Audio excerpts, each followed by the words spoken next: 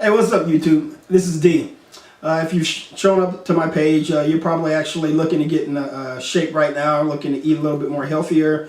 With the new year coming in, a lot of people have resolutions and things like that to live a more fit life. And some of you might just be thinking it's time for me just to start eating more healthy. And if you're falling to any one of those categories, then most of you probably already started going out to the internet, which is why you found this page, to start doing research on what can I eat, what shouldn't I eat, what's the right diet, what's the bad diets out there, what are the diets that actually will work with my lifestyle.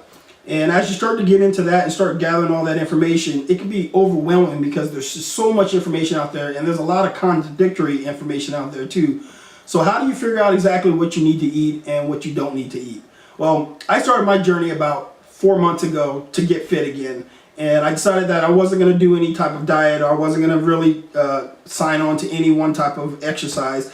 I just said, you know what I'm going to do is I'm going to figure out a way that I can change my lifestyle altogether, so that whatever I do, I'm doing it comfortably, I'm doing it with joy, I'm doing it, with ease, and it's not a chore to have to do. It's not something that I have to remember to have to do. And once I started to get that thought process going, I also wanted to apply the same thing to, what I ate. What do I have to look for when I'm going to a grocery store? So if any of you are out there are actually starting for the first time and you're trying to figure out what foods are healthy and what foods are bad, you'll realize that a lot of the stuff that you find in a supermarket that's labeled as healthy is labeled as, low carb or sugar free or fat free and things like this. All these labels they punch on the front of all of the packaging, a lot of it is very, very misleading, and you will never ever actually tell just by looking at it. And another thing, everybody's gotten a lot more conscious of reading the labels on the back. But what most people don't realize is that labels and how they make labels have changed so much in the last 4 to 5 years because of the big lobbyists who are trying to get their food sold, paid a lot of money to allow them to kind of skirt around actually providing accurate information that is easy to understand and digest. So say back in the day, box had a serving of 4 servings, and then they broke up the servings and they tell you how much it is per each serving. If you go out there and start to look now, you'll see that you're not seeing a lot of 1 servings, 2 servings, but now you're seeing a quarter serving or a third serving. And then it tells you that the whole entire box contains 23 servings. Now, if you took all those thirds and added them all together and made 1 serving out of it, you'll realize that what you're eating is nowhere near what the label tells you. And most people don't realize that. They look at it and say, okay, the first serving, this is what, everything in this column is what I'm getting. So it's very, very, it's vitally important to arm yourself when you start going to the grocery stores to figure out exactly what you need to eat, what's the good foods and what's the bad foods. And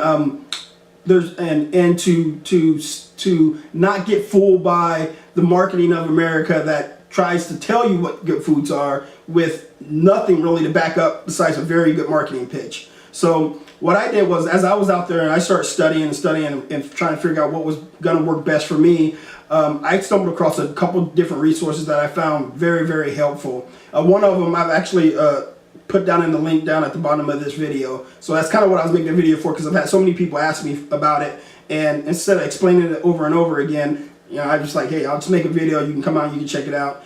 And basically what this is about figuring out what are natural fat burning foods. Foods that are, first of all, good for you. They boost your metabolism, they get your body working, and they don't work against you. There's a lot of food out there that they say is good for you, but you don't realize that food actually ends up blocking your absorption of nutrients or absorption of vitamins, or actually some foods actually allow you to retain more water than you want to retain. So there's a lot of different things out there that in certain categories is good for you, but it also has an opposite and non-desirous effect to it.